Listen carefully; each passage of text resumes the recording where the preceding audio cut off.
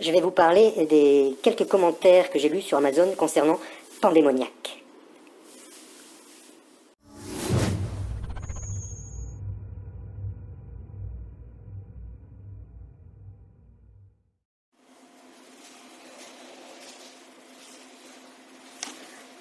Oui, on va parler de Pandémoniac. Voilà, Pandémoniac a été déjà acheté et lu par quelques personnes, exactement combien je ne sais pas encore. Mais je commence à avoir quelques commentaires, ça c'est la queue de clochette. Le premier que je vais vous lire de commentaires, c'était celui de Nicolas, qui était mon correcteur, lecteur, bêta-lecteur, et qui écrivait le 4 juin 2020 en titre « Entre Stephen King et Evil Dead ».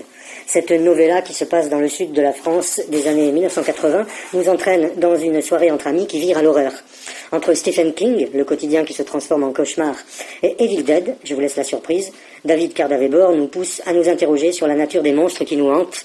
Un premier pas dans le domaine de l'horreur pour ce jeune auteur. J'ai hâte de voir quelles seront les prochaines histoires qu'il choisira de conter. Voilà, merci Nicolas. Moi, ça fait plaisir, surtout quand c'est ton correcteur, bêta-lecteur. Et puis les références, Stephen King, Evil Dead. C'est son avis, je le respecte et ça fait plaisir en tout cas. Un autre avis que j'ai lu, enfin c'est pas vraiment un avis de lecture, c'est un avis d'un lecteur qui écrit, c'est Martin, il s'appelle Martin, et il écrit oui avec plein de i, et je pense en faire bon usage pour les vacances. Depuis j'ai pas de nouvelles, donc Martin, je sais pas, est-ce que ça va, tout va bien, on attend impatiemment de vos nouvelles Martin. Bien, eh oui, bien, fidèle lecteur, hein, amoureux de Rob Chimérique, je sais pas si c'est un des premiers fans de Rob Chimérique quand il n'existait même pas encore en livre. Il a lu Pandémoniac et il nous dit « J'en tremble encore dans mes brais ». Nouvelle dévorée en une fois, juste après avoir lu Le Signal de Chatham, qui, disons-le, n'est pas un rigolo dans le genre. Rien à dire, tout est là, l'attente, la réflexion, le suspense, les frissons. Qui aurait pu penser que l'auteur déjanté des aventures de Rob serait aussi à l'aise dans ce domaine? Le seul reproche, c'est trop court. Ça c'est du bon commentaire, ça fait plaisir. Que dire, merci bien, c'est trop court. Oui, moi-même je trouve que c'est court. Hein, et bon, vous verrez plus tard, il y en a qui trouvent que c'est bien que ce soit court. Johan, lui, il me dit, Pandémoniac, que dire de ce livre? Une nouvelle à en faire trembler Stephen King. Alors ça, j'aimerais bien le voir. En tout cas, c'est gentil, ça fait plaisir. Une nouvelle qui m'a donné des frissons dans le dos du début jusqu'à la fin. Il me l'a dit de vive voix avant de l'écrire. Hein. Un livre que je vous conseille de dévorer comme je l'ai fait. Hein. Il est digeste, vous pouvez le dévorer. Une nouvelle qui fait sûrement aussi frissonner que l'auteur. Alors là, est-ce que moi, je fais frissonner de peur? Je sais pas. Mais un livre très bien écrit, avec beaucoup de détails qui vous feront voyager dans cette histoire. Merci à l'auteur David Cardavébor pour ce livre vraiment très bien. Merci Johan. Ça fait plaisir, il faut le dire. Fanny, elle est chroniqueuse, c'est-à-dire qu'elle a publié cet avis sur son blog, elle fait des chroniques littéraires et donc elle a chroniqué Pandémoniac et elle nous dit « Décidément, avec David Cardavébor, on sort de sa zone de confort littéraire. Après les rencontres oniriques de Rob Chimérique, l'auteur s'attaque avec Pandémoniac au registre de l'horreur avec des créatures toujours plus surnaturelles, plus démoniaques et surtout un peu plus flippantes à vos cauchemars. » 3 petits points. L'auteur nous invite à une soirée entre amis qui dérive, on s'amuse à se faire peur pour au final ne plus savoir qui joue ni à quel jeu. D'ailleurs, est-ce vraiment un jeu hein? Et qui tire les ficelles? Le narrateur ne tardera pas à en découvrir les règles. La narration de ce huis clos est bien construite et nous nous plaisons à retrouver la plume habile de l'auteur qui nous fait passer d'un état de confort littéraire certain en mode « je me pose devant un bon bouquin avec des pop-corn » à un état d'angoisse en mode « c'est quoi ce délire ?» Il reste ainsi nos limites en oscillant, il teste ainsi nos limites en oscillant entre raison et folie, entre illusion et réalité, et en y insérant juste ce qu'il faut de noirceur pour un rendu littéraire délicieux. Une nouvelle borderline à découvrir sans attendre pour les amateurs du genre comme pour les novices qui souhaiteraient jouer à se faire peur. Merci Fanny, j'ai déjà dit merci, mais ouais, franchement, ça fait du bien de lire ça c'est argumenté, puis ça donne envie de continuer, et puis voilà, c'est bien. Michel. Alors Michel, lui, il est pas content. Michel, il me dit, en titre, il est inutile, et pas grand intérêt, heureusement, c'est très bref. Voilà, que dire, mais c'est bien. Je l'ai déjà dit, j'ai déjà écrit, c'est bien. Même quand on n'aime pas, c'est bien de le dire. Bon, c'est pas super argumenté, mais en même temps, vu qu'il trouve ça inutile, il a quand même la gentillesse de le dire, et de dire qu'il n'y a pas d'intérêt, et lui, donc, il est content que ce soit si court. Pour l'instant, c'est le seul qui a dit qu'il était super content que ce soit court. J'espère que j'ai pas perdu Michel, et que je ne connais pas, hein, mais qu'il s'intéressera peut-être à Rob Chimérique ou au prochain. Hein. Voilà, on peut s'arrêter là-dessus quand même. Salut Michel.